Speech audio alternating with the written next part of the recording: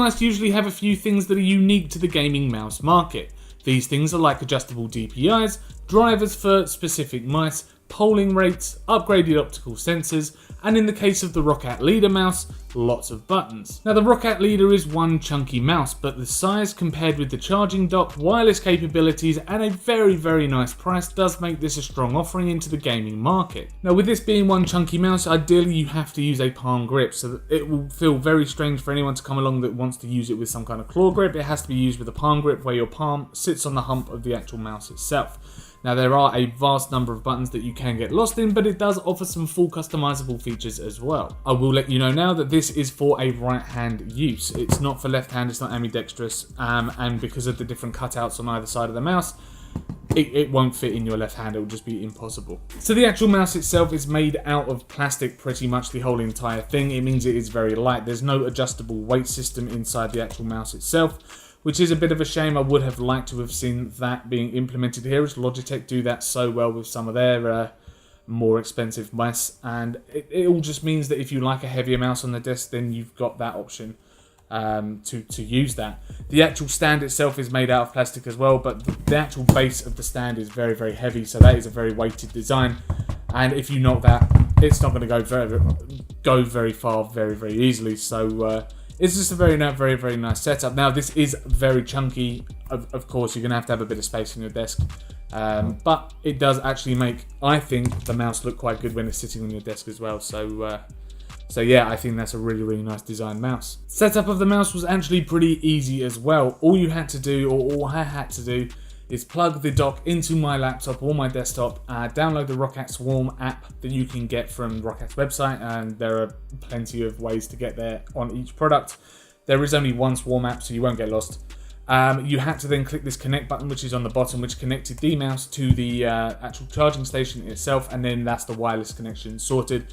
One button press and it just worked. So if you actually take a look at the mouse itself and the buttons that they do offer, on top you find your left and right click as standard, you've got a scroll wheel, and you've got this tilt shift key, which is like very much a side scroller. So if you're on a web page that's a lot bigger than your actual screen, you use this to tilt left and right and it will scroll left and right on the page. You can implement that inside of games as well to switch gun, for example.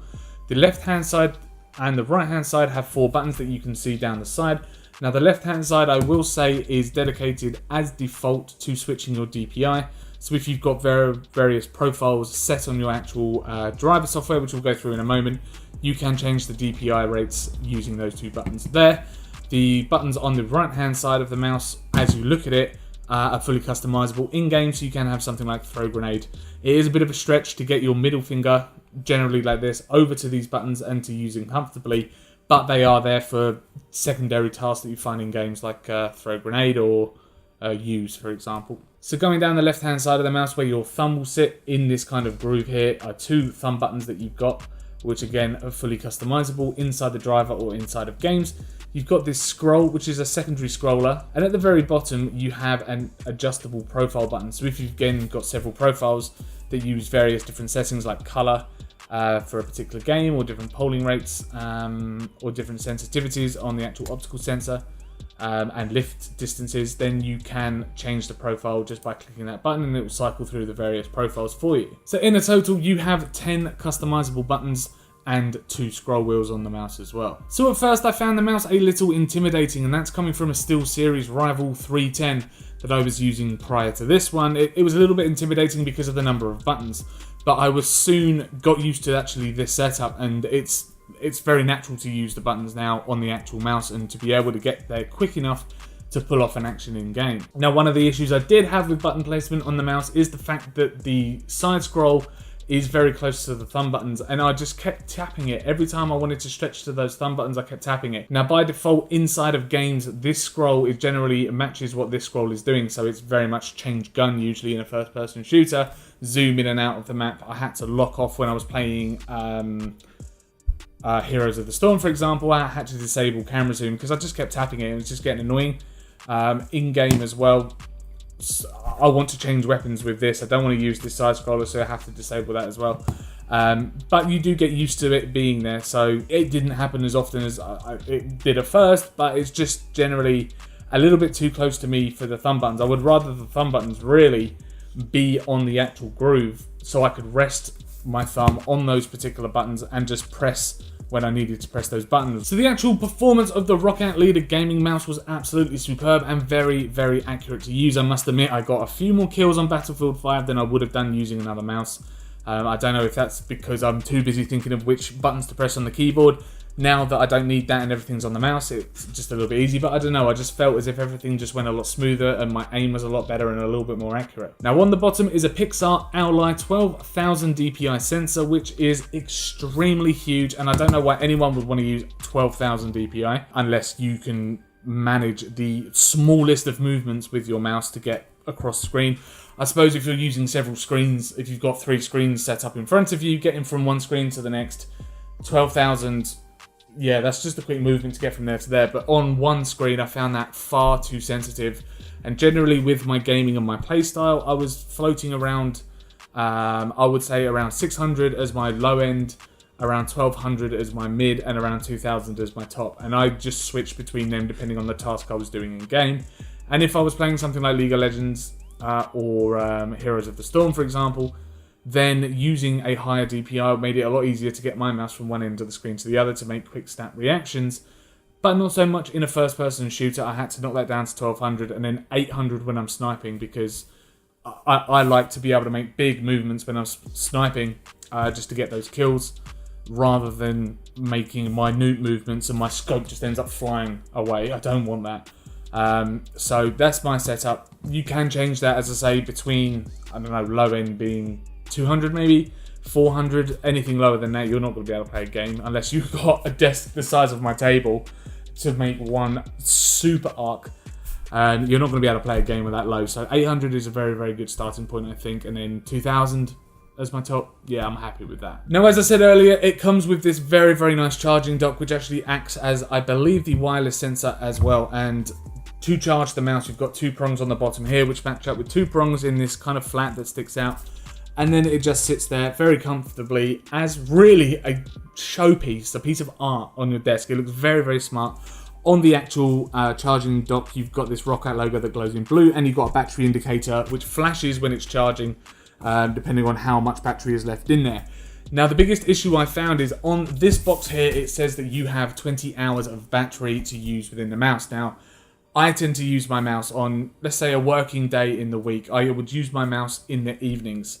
Maybe all day Saturday, all day Sunday if I'm working as well. But I never ever found that the battery would last 2 days of use. I always found myself having to stick the mouse back on the charging dock every night before I went to sleep, just so it gave it some new fresh juice for the morning when I come back to work.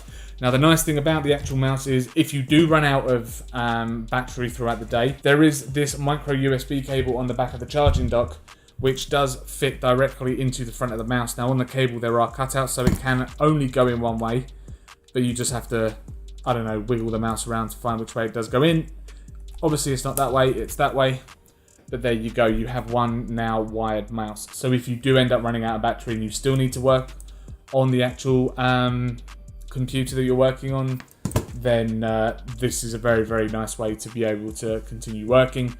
And to release the mouse, there is a release button on here as well, so you can just click that and pull the cable out. It's very stiff, but you can do it that way.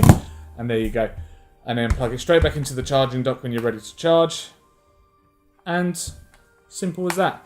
It is a little bit annoying that I don't know why they've told you that you've got 20 hours of use on the box when I never ever got anywhere near 20 hours. I don't know if I was just hammering this mouse hard, playing games and working and everything like that. I don't really know, but I never ever got 20 hours of use out of this mouse, which was very, very frustrating for me because that was clearly what was advertised on the box. I don't know where it says it.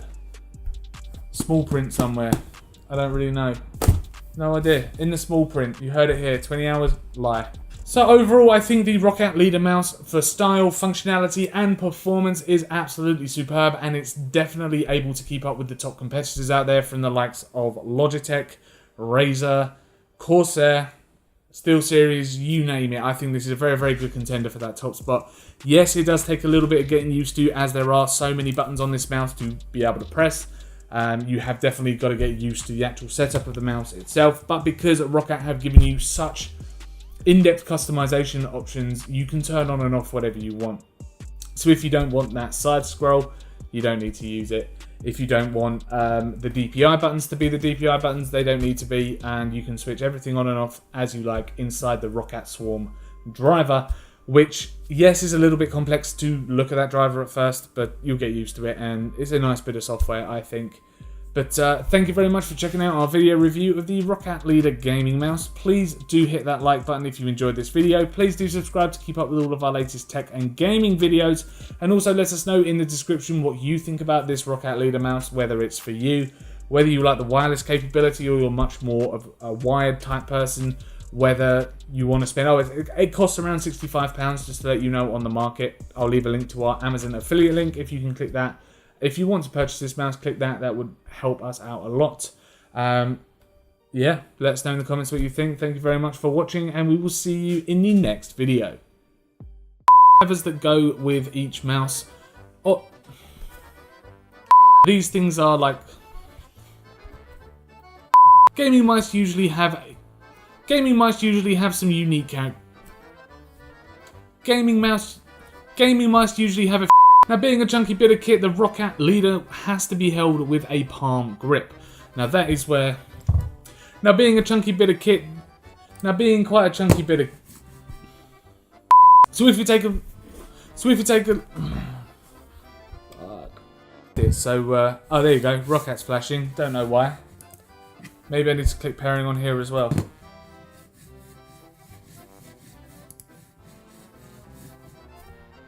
That's it.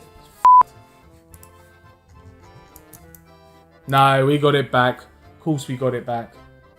Nothing breaks on this channel. So, maybe I was wrong about what I said before. Maybe I do have to click both connect buttons. But I swear I didn't click them. I just clicked connect on here and connect it to that. Maybe it's if you've got several Roccat peripherals, wireless peripherals, you have to connect them one by one. I don't know. Just the way it is. The way it is. Thanks for watching.